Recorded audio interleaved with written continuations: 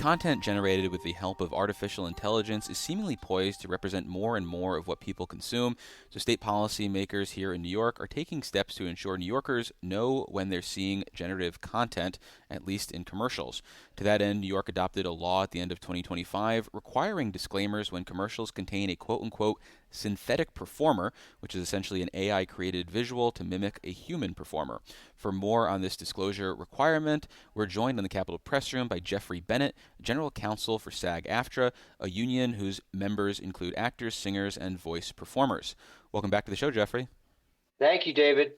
So, for starters, I want to get into that idea of a synthetic performer and how it's different, if at all, from something like we just saw, say, in the Super Bowl commercials, which was a lot of de-aged actors. So, for the purpose of this law, what constitutes a synthetic actor?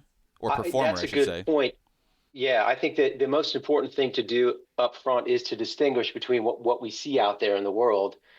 And if you recall, what we spent a lot of our time doing when AI kind of burst on the scene was managing and putting guardrails around digital replicas, which is an actual identifiable individual that is being either replicated or altered, which is what you saw in the Dunkin' Donuts ad. And you've seen other versions of that. Star Wars is pretty famous for using that technology in their TV shows and movies. With mixed So results. digital replica is the digital clone of an actual individual. So synthetic, what we would now call a synthetic figure, is someone who is not recognizable and not based on an individual. It is probably an amalgamation of thousands and thousands or more individuals that were used to train a model that can now produce that type of output. And so what we thought as a sort of baseline, and it's almost a consumer affairs type issue, people should know if they are being sold to by what appears to be a human, but it's not. Really as simple as that when it comes to commercials. Well, why does that matter? Because commercials already twist our perception of what is possible. So why draw a line with synthetic performers? That's a good point. I mean, commercials can be sort of cutting edge. You see that with Super Bowl commercials as an example, which we all just witnessed. But you also have that element of trust that you hope is still there when people are selling a product or a service. And the way I would analogize it is when performers started selling, let's say, medical devices or prescription medication, and you would see a performer dressed up as a doctor. There are rules that say if you're claiming to be a doctor selling a product or service that is of a medical nature or health related, you should disclaim that that's actually a doctor or it's not a doctor. Because there are a lot of people out there that might see that and see the lab coat and see what might be fake credentials and think, well, this is a doctor that's selling to me. And again, just as a baseline, we think it should be disclosed if it's not, in this case, a human that's selling to you. And the areas where it would be, I think, most helpful are things like financial products, medical products, things like that. So there are already certain disclosure requirements in advertising, like this was done on a closed course for this vehicle, or these people are actors and not actual users of said drug. And when those disclosures are made right now, it's in small text at the bottom of the screen, and unless you're looking for it, you might miss it. So this legislation, or this law, I should say, says that the disclosure needs to be conspicuously disclosed. What does that look like in practice? I suppose different people will have different interpretations of that word. And that's where lawyers make their money and have their fun. Good thing I have the But I general think counsel of SAG-AFTRA here. that's right. Well, in our view, conspicuous would be it's very obvious to the consumer. They don't have to go look for it. There's no squinting. There's no, I guess another example would be when you see those or hear those ads for prescription medication. At the very, very, very end, they rattle off all the side effects as fast as they possibly can. And, they sort of start to veer into, is that conspicuous anymore when people can barely hear what you're saying the side effects are? when I'm sure it was the law originally that said you have to make sure people understand what the side effects are. So it'll probably be an ongoing battle to determine what is appropriately conspicuous, but in our view, it's clear to the consumer. And, that can either be the individual synthetic figure themselves disclaiming that they are not a human, or just a scroll on the screen that says this is not an actual human being. One of the two, as long as people are very clear about it. And in terms of the focus here being on commercials, is that just a product of low hanging fruit when it comes to what the state legislature and governor could accomplish, and that to include AI generated content more broadly and how it might be used by individuals or for other purposes on, say, social media platforms is just too hard to wrangle? Or is there something unique about commercials that is the reason we're dealing with this law and not something broader or other uses of AI generated synthetic performers? That's an excellent question. I think what's unique about commercials is you don't have the same standard that the First Amendment would apply to other types of Mm. works that you might want to regulate via a disclaimer. Commercials are easier to regulate. Expressive works are not as easy to regulate because of the First Amendment. I think we also look at it as a way to introduce the concept. I think synthetic material you're going to start seeing it, hearing it everywhere. You already are. And this is a way to introduce the concept to consumers, I think. And, at the end of the day, it is still consumer choice. And consumers may or may not care if it's a synthetic, but they should know. That's sort of our position. And I'll give you another example, and it's not something that is currently regulated, although platforms, I think, are thinking about it because they're trying to navigate being overrun by synthetics, and they're trying to figure out what their consumers want. So the example I would give you is music or streaming services.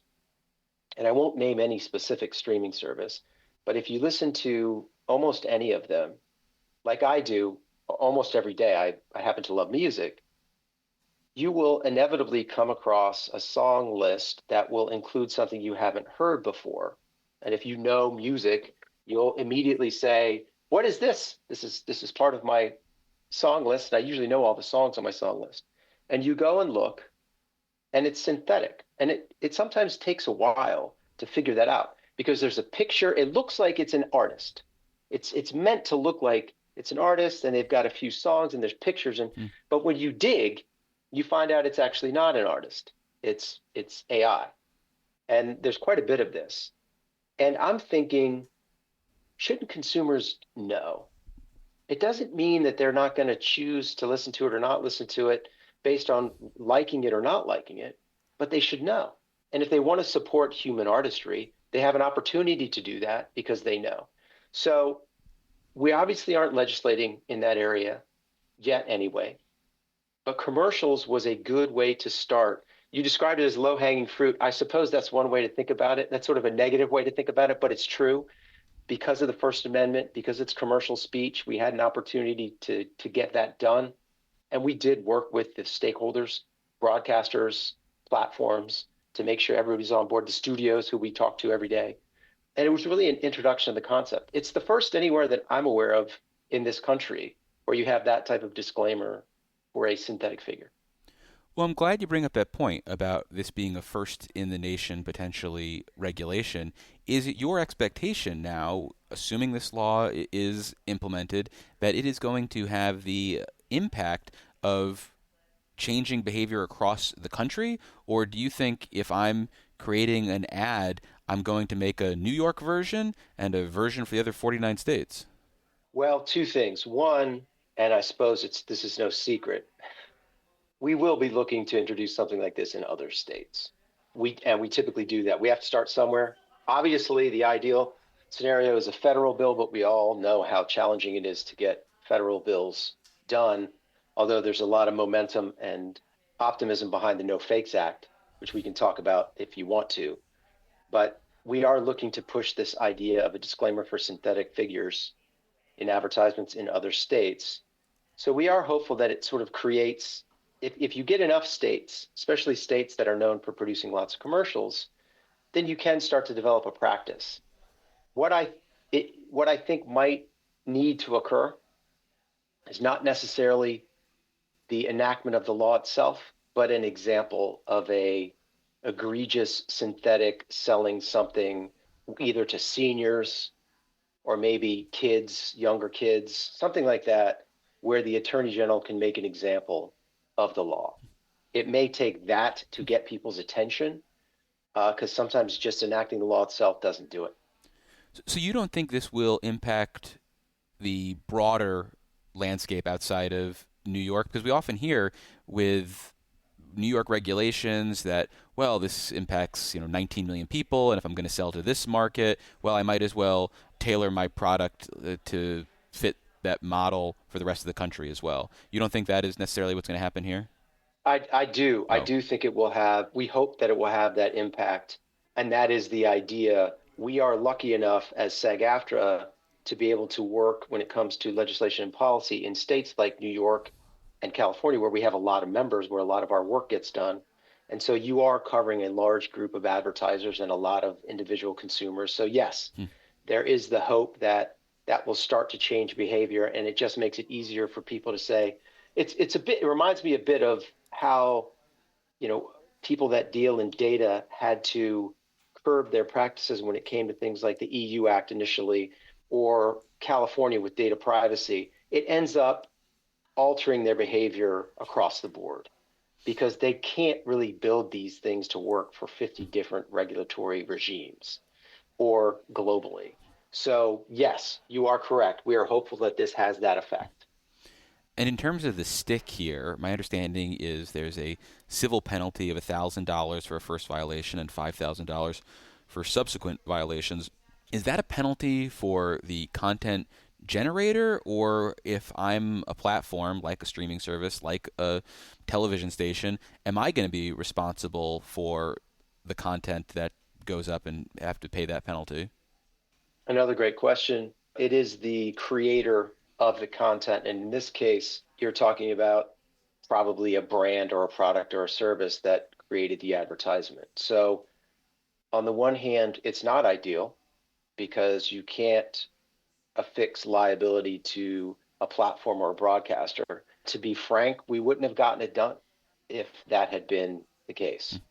So we had to start somewhere, and a good place to start is the people that create the ad. We're hopeful it's a little different than, trying to, let's say, regulate user-generated content, which is nearly impossible because there's so much of it. This is focused on commercial speech. So this is focused on, even if it is a UGC content, let's say it's an influencer, there has to be a brand behind it. There has to be a product or a service. So that should give you an entity to go after, as opposed to, trying to deal with UGC across all platforms when they violate copyright or other intellectual property rights. It's almost impossible to do that. In this case, there has to be a product or a service, something being sold. So we would encourage the Attorney General to go after products or services that are taking advantage of using synthetic figures in ways that we think are confusing to consumers. And I do think the first examples of enforcement are going to be very important here. But broadcasters are not liable. Online platforms are not liable. And there's actually a carve out for understanding that in expressive works in movie and film, for example, there might be, right? That was going to be my next question. If Blade Runner, we want to make sure Blade Runner can still advertise. Well, put it that as long as it's a replica of Harrison Ford and not a original character that they're creating, you're free from any sort of restriction on this regardless, though. That's right. Are there any other carve-outs aside from that one of basically, hey, I have a movie I want to advertise on television and there's a synthetic character in it? There's the creative exemption, and it really does have to be tied to some sort of creative use. I believe there is an audio exemption if it's audio only. I believe you're right. We would have loved to have gotten that, but again, the pushback for audio only was insurmountable. We wouldn't have gotten what we achieved if we had continued to push on that. Well, unfortunately, that's all the time we have for this conversation. We've been speaking with Jeffrey Bennett. He's the general counsel for SAG-AFTRA. Jeffrey, thank you so much for making the time. I really appreciate it. Thank you, David.